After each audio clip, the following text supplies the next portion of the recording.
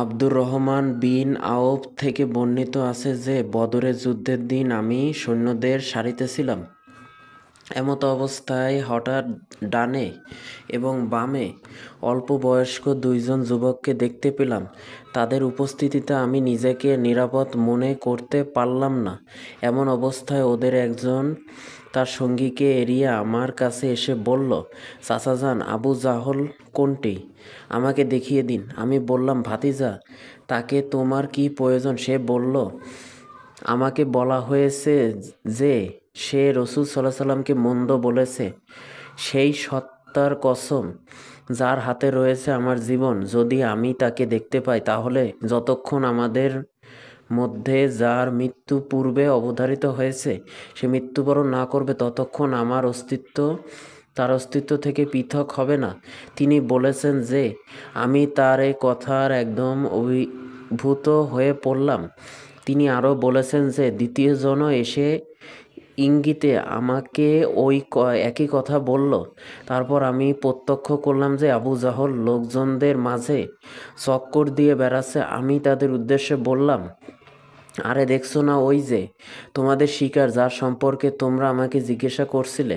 তিনি বর্ণনা করেছেন, এ কথা শোনা মাত্র তারা উভয়ে তরবারি নিয়ে লাফ দিয়ে এগিয়ে চলল।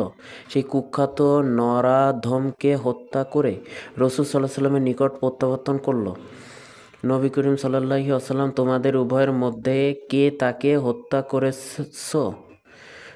এটি নবী হযরত সাল্লাল্লাহু আলাইহি ওয়াসাল্লাম বললেন। তারা উভয় বলল, আমি হত্যা করেছি। নবী করিম সাল্লাল্লাহু আলাইহি ওয়াসাল্লাম পুনরায় বললেন, তোমরা কি নিজ নিজ তরবারি মুছে ফেলেছ? তারা বলল, না। তারপর নবী করিম সাল্লাল্লাহু আলাইহি ওয়াসাল্লাম উভয়ের তরবারি দেখলেন এবং বললেন, তোমরা উভয়ই তাকে হত্যা করেছ। অবশ্য আবু জেহেলের সামান অর্থাৎ জিনিসপত্রগুলো তিনি মুয়া বিন আমর বিন জামুহকে প্রদান করেন। আবু জাহল এই দুইজনের হত্যাকারীর নাম হলো মুআজ বিন আমর বিন জামুহ, মুআজ বিন আফরা। ইবনে ইসহাক বর্ণনা করেছেন, মুআজ বিন আমর বিন জামুহ বলেছেন, আমি মুশরিকদেরকে আবু জহল সম্পর্কে বলতে শুনলাম যে সে ঘন গাছগুলোর মতো বর্শা ও তরবারির ভিড়ের মধ্যে ছিল। তারা কথা বলছিল যে আবুল হাকাম পর্যন্ত কেউ পৌঁছাতে পারবে না। মুআজ বিন আমর আরও বলেছেন যে যখন আমি কথা শুনলাম তখন তাকে আমার লক্ষ্যের কেন্দ্রবিন্দুতে নিয়ে গেলাম এবং তার প্রতি মনোযোগ নিবদ্ধ করে রাখলাম। তারপর যখন সুযোগ পেয়ে গেলাম তখনই আক্রমণ করে বসলাম। এমনভাবে আঘাত করলাম যে তার পা দ্বিখণ্ডিত হয়ে খুলে পড়ে গেল। আল্লাহ তাআলার কসম, যখন তার পায়ের অর্ধাংশ খুলে পড়ে গেল তখন আমি তার সাদৃশ্য শুধু ওই ফলের বিচি দ্বারা বর্ণনা করতে পারি যা হাতুড়ির সাহায্যে আলগা করা হয় এবং এর এক অংশ থেকে অন্য অংশ বিচ্ছিন্ন হয়ে যায়। তিনি আরও বর্ণনা করেছেন যে এদিকে আমি যখন আবু জেহেলকে আঘাত করলাম, অন্যদিকে তখন তার ছেলে ইকরামা আমার কাঁধে তরবারির আঘাত করল। তাতে আমার হাত কেটে গিয়ে চামড়ার সঙ্গে ঝুলে গেল এবং যুদ্ধের জন্য প্রতিবন্ধক হয়ে দাঁড়ালো। আমি সেটি পিছনে টেনে নিয়ে সাধারণভাবে যুদ্ধ করতে থাকলাম।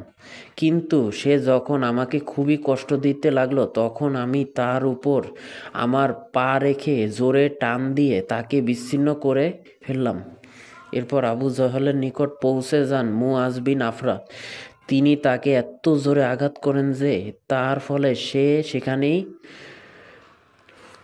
সত্ত্বপে পরিণত হয়ে যায়। সে সময় শুধু তার শ্বাস প্রশ্বাসটুকু অবশিষ্ট ছিল। এরপর মুআজ বিন আফরা যুদ্ধ করতে করতে শহীদ হয়ে যান। যখন যুদ্ধ শেষ হয়ে গেল তখন রাসূল সাল্লাল্লাহু আলাইহি ওয়াসাল্লাম বললেন, কে আছো এমন যে দেখে আসবে আবু জেহেলের অবস্থা কী হলো? এই কথা শুনে সাহাবীগণ রাদিয়াল্লাহু তাআলা তার খোঁজে বিক্ষিপ্তভাবে নানা দিকে চলে গেলেন। আবদুল্লাহ বিন মাসউদ রাদিয়াল্লাহু তাআলা তাকে এমন অবস্থায় পেলেন যে তখনও তার শ্বাস প্রশ্বাস আশা করছিল। তিনি তার গিরিবারের উপর পা রেখে মাথা কেটে নেওয়ার জন্য দাড়ি ধরলেন এবং বললেন, ও হে আল্লাহ তাআলার শত্রু, শেষে আল্লাহ তাআলা তোমাকে এভাবে অপমানিত করলেন। সে বলল, আমাকে কি প্রকারে লাঞ্ছিত করলেন, যে ব্যক্তিকে তোমরা হত্যা করছ তার চেয়ে উচ্চ মর্যাদা সম্পন্ন লোক কেউ আছে কি? অথবা যে লোকটিকে তোমরা হত্যা করছো তার চেয়ে উচ্চ সম্মানের কোনো লোক আছে কি? তারপর সে বলল, যদি আমাকে কৃষকরা ছাড়া অন্য কেউ হত্যা করতো তবে কতই না ভালো হতো। তারপর সে বলল, আচ্ছা আমাকে বলো তো, আজ বিজয় লাভ কার হয়েছে? আবদুল্লাহ ইবনে মাসুদ রাদিয়াল্লাহু তাআলা উত্তরে বললেন, আল্লাহ এবং রসূল সাল্লাল্লাহু আলাইহি সাল্লামের। তারপর সে আবদুল্লাহ ইবনে মাসুদ রাদিয়াল্লাহু তাআলাকে বলল, যিনি তার গিরিবারের উপর পা রেখেছিলেন, হে বকরীর রাখাল, তুমি বড় উঁচু ও কঠিন জায়গায় চড়ে গিয়েছ। প্রকাশ থাকে যে আবদুল্লাহ ইবনে মাসুদ মক্কায় বকরী চড়াতেন। এ কথোপকথনের পর আবদুল্লাহ ইবনে মাসুদ রাদিয়াল্লাহু তাআলা তার মস্তক কেটে নিলেন এবং রসূল সাল্লাল্লাহু আলাইহি সাল্লামের খেদমতে নিয়ে গিয়ে হাজির করে দিলেন। আরজ করলেন, হে আল্লাহর রসূল, এটা আল্লাহর শত্রু আবু জেহেলের মস্তক। রসূল সাল্লাল্লাহু আলাইহি ওয়াসাল্লাম 3 বার বললেন, সত্যি? আল্লাহর শপথ, যিনি ছাড়া অন্য কোনো মাবুদ নেই। তারপর বললেন, আল্লাহর সবচেয়ে মহান ওই আল্লাহর সমুদয় প্রশংসা, যিনি তার ওয়াদাকে সত্য প্রমাণিত করেছেন, স্বীয় বান্দাকে সাহায্য করেছেন, একাই সমস্ত দলকে পরাজিত করেছেন। এরপর রাসূল সাল্লাল্লাহু